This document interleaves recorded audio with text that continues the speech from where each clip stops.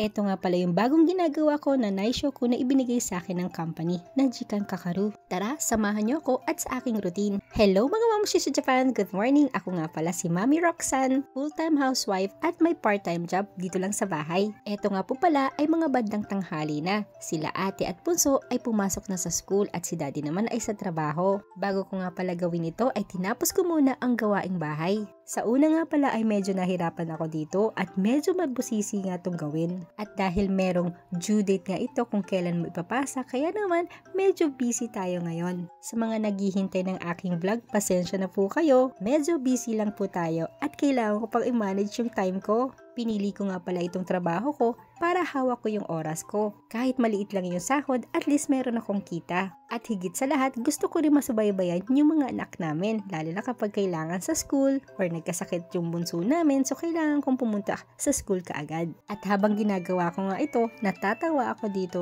dahil nakakaantok nga pala ito. Wala ka rin kasing kausap at kamarites. Kaya naman habang ginagawa ko to, nanonood na lang ako ng TV o kaya naman nagpapatugtog na lang ako ng worship song. At dahil magto 2 o'clock na nga pala, tinapos ko na nga pala yung naishoku ko dahil susunduin ko na nga pala si bunso niyan. Sa mga oras nga palang yan ay pinupunasan ko ng alcohol yung mesa namin. At pagkatapos nga no, nagbihis na nga pala ako at nagprepare. At paglabas ko nga ay bigla na lang umulan ng malakas. Although umaambon lang kanina pero ngayon sobrang lakas. Paano kaya ito? Kaya naman sinuot ko na tong raincoat dahil magbibisikleta lang tayo. At sa mga oras nga niya, nagdadasal na ako na sana tumila na yung ulan. At eto nga, thanks God, nasundo ko na nga pala si bunso. At habang nasa daan nga ako, ay dininig naman ng Lord yung aking panalangin.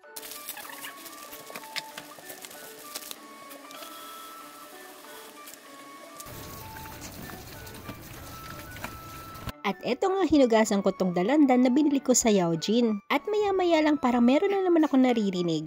Eto nga si bunso, ayan na naman siya. Kumuha na naman siya ng bagong damit at sinuot na naman yung kanyang suits. At eto nga aking bagong TV man. Pinagawa nga lang ito ni bunso sa akin. Masakit sa kamay pero sulit naman at nagustuhan naman niya. At napansin ko nga na kamot ng kamot si bunso. Kinagat nga pala siya ng lamok sa school. Ulan kasi ng ulan dito sa Japan kaya naman naglalabasan talaga ang lamok. At malapit na rin kasi lumamig.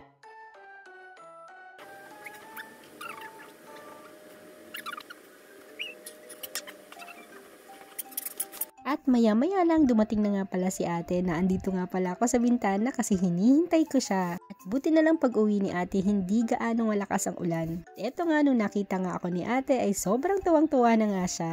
Eto nga si bunso, inaabangan namin si ate dito sa pintuan.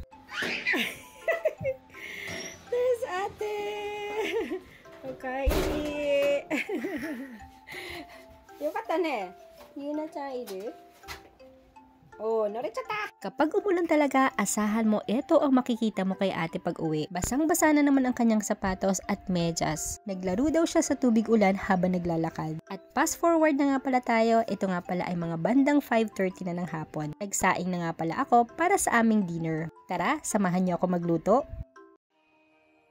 Mga sitwasyon na pinagdaanan natin, mga pagsubok na nasa harapan natin ngayon, matutulala, mapapaisip at mapapatanong ka. Saan kaya papunta ito? Kailan kaya matatapos? Ang pait, sakit, pag-alala, hirap at takot. Kung sa umpisa pa lang ay pangit, paano pa kaya sa huli? Pero sasabihin ko sa inyo, ending can be beautiful too. Katulad na lang ng nangyayari kay Jesus Christ sa Cross of Calvary. Napako siya. Andun ang pain, hirap, pero ang ending naman ay ang ganda dahil nabuhay siya muli at bumalik sa kanyang ama. Nasa gitna man tayo ng lumbay at alinlangan, huwag ka lang mag-focus sa pagsubok na kinakaharap mo. Isipin mo pa rin ang magandang ending nito. Ituloy mo lang kung ano ang naumpisahan mo. Ups and down man ang buhay, hindi ibig sabihin wala ng pag-asa. Pero kung iisipin mo at pakikinggan mo ang mga sinasabi ng iba na wala ng pag-asa, ay talagang yan ang mangyayari. Gusto mong sumaya at gusto mong guminhawa, diba? Tandaan mo, ang bawat struggle ay chapter lang yan ng buhay mo.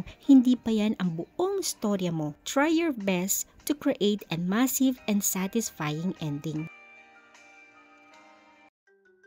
O siya, balik na tayo dito sa akin video. Hinugasan ko na nga pala itong mga pinaglutuan ko. Habang hinihintay pa namin yung aming rice, simple lang naman ang aming dinner. May konting gulay, at saka yung adobo kagabi, at saka may broccoli rin kasi paborito to nila ate at bunso. Syempre, meron ding dessert. Tara, kain po. Itadakimasu!